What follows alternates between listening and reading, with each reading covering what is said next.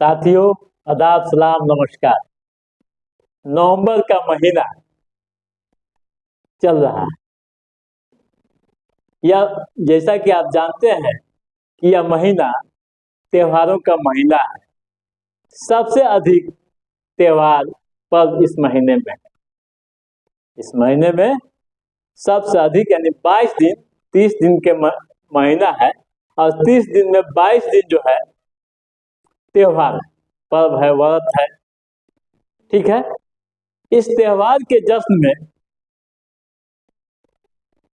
सावधानी नहीं होने के कारण कई तरह की घटनाएं, दुर्घटनाएं होने की संभावना बनी रहती है और कई बार ऐसा देखा गया है कि कई बड़े हादसे हो गए हैं और तमाम खुशियां शोक में डूब गई हैं।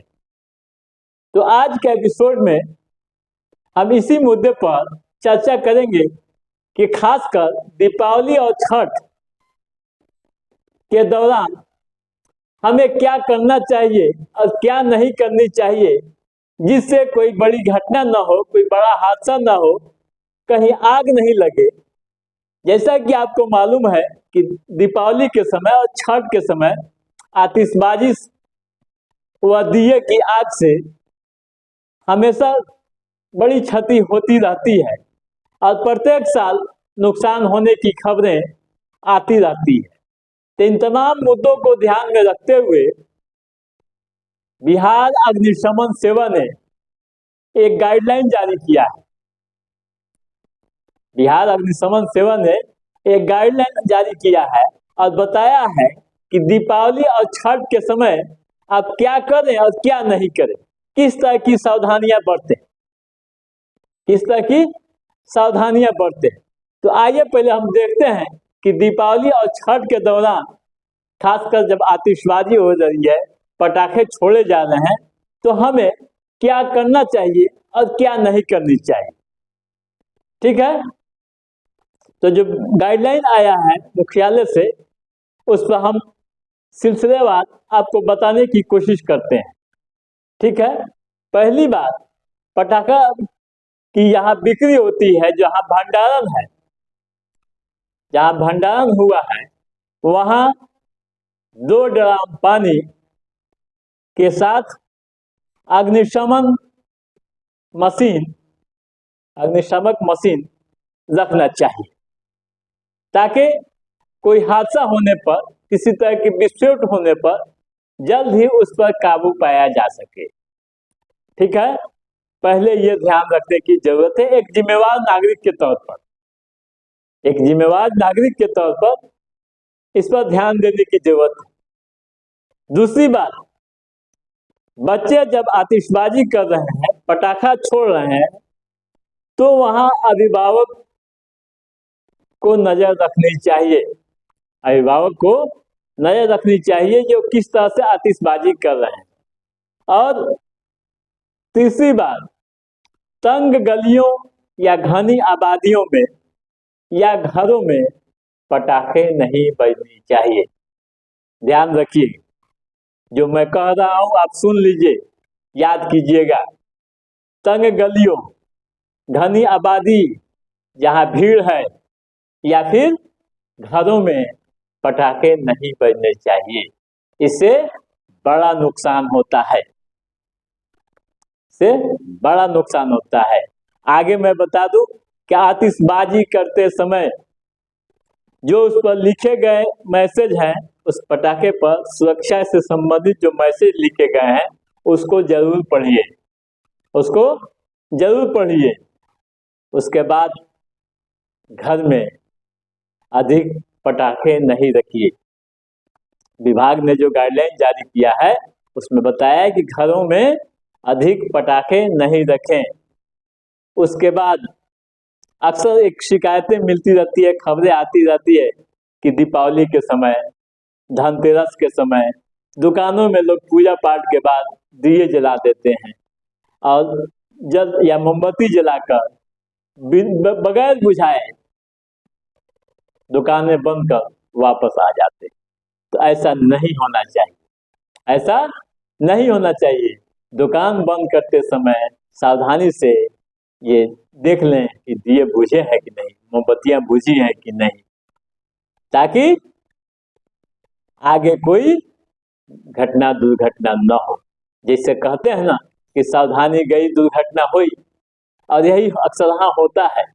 खासकर फेस्टिवल के मौका पर, त्योहारों के समय लोग जोश में, उमंग में, खुशियों में होश खो बैठते हैं, और जिसका खामियाजा भुगतना पड़ता है। ये हुई कुछ चंद बातें जो सावधानी बरतनी चाहिए, क्या नहीं करें और क्या नहीं करें। दूसरी एक और महत्वपूर्ण बात, आसमान सितारे पटाखे के प्रयोग से परहेज करना चाहिए। आसमानी सितारे भी उसे कहते हैं, उसके प्रयोग पर रोक लगनी चाहिए, कोशिश करनी चाहिए कि न बचे। ठीक है। और अहम एक और बात, घी या तेल या ज्वलनशील जो भी पदार्थ है, दिए के नजदीक नहीं रखी जानी चाहिए। ये महत्वपूर्ण विषय है, आप जरूर याद रखेंगे। और चलते चलते मैं ये भी बता दूं कि इस नवंबर महीने में आप जान लीजिए कौन कौन सा त्योहार है, क्या क्या होगा। ठीक है। यानी 22, इस नवंबर महीने में कुल 22 पर्व त्योहार हैं आचार्यों के अनुसार। ठीक है। जो पंडित विशेषज्ञ जो बताए हैं विद्वानों के अनुसार 22 त्योहार है इस नवंबर के महीने में। क्या क्या है एक जान लीजिए, थोड़े संक्षिप्त में इसको भी हम बता लें। 1 नवंबर को करवा चौथ था, सब बीत गया। आने वाला आप देखिए 9 नवंबर को रंभा एकादशी है, 9 नवंबर को। 10 नवंबर को प्रदोष त्रियादशी है, त्रियादशी व्रत है। 11 नवंबर को प्रदोष चतुर्दशी वर्ष है। हनुमान जयंती भी है, जन्मोत्सव भी है। 12 की बात करें तो दीपावली है, काली पूजा है। ठीक है। अमृत पावन दिवस भी है 12 नवंबर को ही। 13 को काली पूजा विसर्जन है, 13 को काली पूजा विसर्जन। 14 नवंबर को क्या है, उसमें भी 14 नवंबर को से छठ शुरू हो रहा है। 14 नवंबर को से छठ शुरू हो रहा है, 17 नवंबर से छठ शुरू हो रहा है। ठीक है। और 14 नवंबर को गोवर्धन पूजा है। ठीक है। उसके बाद काली पूजा जयंती है। 15 नवंबर को चित्रगुप्त भगवान की पूजा है। 16 नवंबर को गणेश चौथी व्रत है। 16 नवंबर को नहाए खाए छठ की शुरुआत जिसे हम कहते हैं, संक्रांति। 18 को खरना है। 19 की संध्या अर्घ देंगे लोग घाटों पर। 20 को क्या है, चक्रवा पूजा है, समा है। 21 को नवमी है। 22 को जगत धात्री पूजा है। इसी तरह से 23 नवंबर को देव उठान है, एकादशी भी कहते हैं, देव उठान एकादशी। 24 नवंबर को प्रदोष त्रियादशी व्रत। 25 नवंबर को विद्यापति स्मृति दिवस। 26 को पूर्णिमा व्रत। 27 को कार्तिक पूर्णिमा, जिसे गंगा स्नान भी आप कहते हैं, सोनपुर मेला लगता है, हम सब जानते हैं, जाते हैं। ठीक है। नानक जयंती भी है उसी दिन 27 को। 29 को नवान्या परवान है। और 30 तारीख को गणेश चौथ व्रत है। तो आपने देखा किस तरह का त्योहारी सीजन है नवंबर का महीना।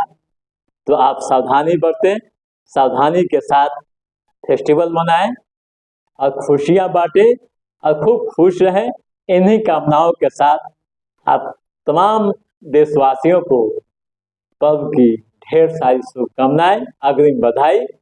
इसी के साथ आप अपने दोस्त को दीजिए इजाजत। हमारा यह एपिसोड कैसा लगा आप लाइक और कमेंट करके जरूर बताइए, सब्सक्राइब भी कीजिए। तब तक आप अपने दोस्त को दीजिए इजाजत।